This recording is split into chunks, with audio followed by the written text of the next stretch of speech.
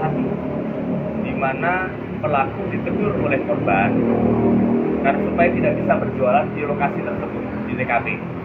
Jadi akhirnya terjadi sebuah percekcokan dan sakit-hati adanya ucapan dari korban yang... Selamat siang Tribuners, bersama saya Tria Wulandari. Inilah update berita terkini yang dilaporkan langsung reporter Tribun Network dari lapangan. Pidana pembunuhan atau penganiayaan mengakibatkan meninggalnya seseorang pada tanggal 4 Januari 2023 sekitar pukul 11:30 siang. Jadi sebagaimana kita ketahui pada tanggal 4 Januari sekitar pukul 11:30 siang 13.30, lokasi ada di samping kantor Kementerian Agama Kabupaten Karawang. Telah terjadi penganiayaan mengakibatkan meninggal dunianya seorang korban atas nama Bapak Yana Suryana, yang umur 36 tahun dan yang bersangkutan itu pekerjaannya sebagai pedagang, di mana ada satu pelaku yang akhirnya berhasil kami amankan, yaitu dengan inisial AR alias GG, ya, umur sekitar 23 tahun dan merupakan penduduk atau warga dari daerah Sumatera.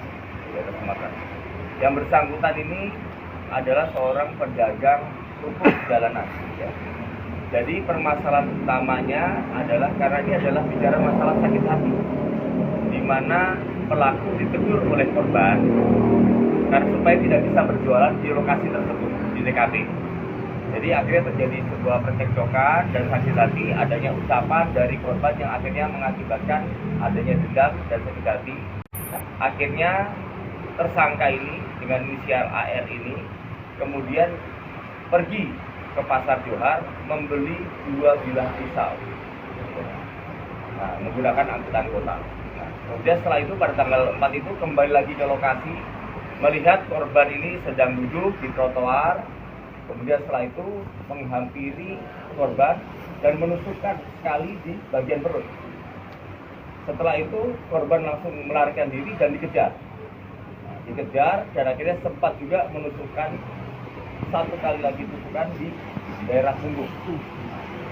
Dari situ kemudian korban akhirnya sempat ditolong oleh polisi lalu lintas dan dibawa ke rumah sakit terdekat.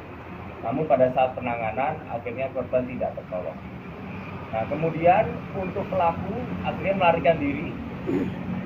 Ada beberapa tempat lokasi yang bersangkutan melarikan diri. Selama kurang lebih 6 hari pelariannya itu sempat ke Bekasi, ke lokasi koordinator penjual tusuknya itu. Kemudian habis itu sempat juga berupaya untuk melarikan diri ke arah Pelabuhan Merak karena tujuannya mau pulang kampung. Nah, sempat di situ ada beberapa kali uji coba untuk melarikan diri melalui pelabuhan, karena pertamanya pakai bus gitu aja, tapi ternyata di situ takut ada polisi sehingga balik lagi ke Bekasi. Nah, kemudian akhirnya disarankan oleh keluarganya untuk naik truk buah atau itu pick up buah yang mengangkut buah ke arah Sumatera. Nah, sampai di sana akhirnya berhasil lolos dari pelabuhan dan akhirnya menuju sampai ke kampungnya. Tim dari Satreskrim dari unit Resmob akhirnya berhasil mengidentifikasi, selanjutnya melakukan penyelidikan dibantu dengan adanya beberapa rekaman CCTV di jalan, sehingga akhirnya kami bisa melakukan dan menemukan pelaku sampai ke kampungnya, yaitu di daerah Sumatera Selatan. Jadi pada tanggal 10 Januari akhirnya yang bersangkutan dapat kami tangkap dan kami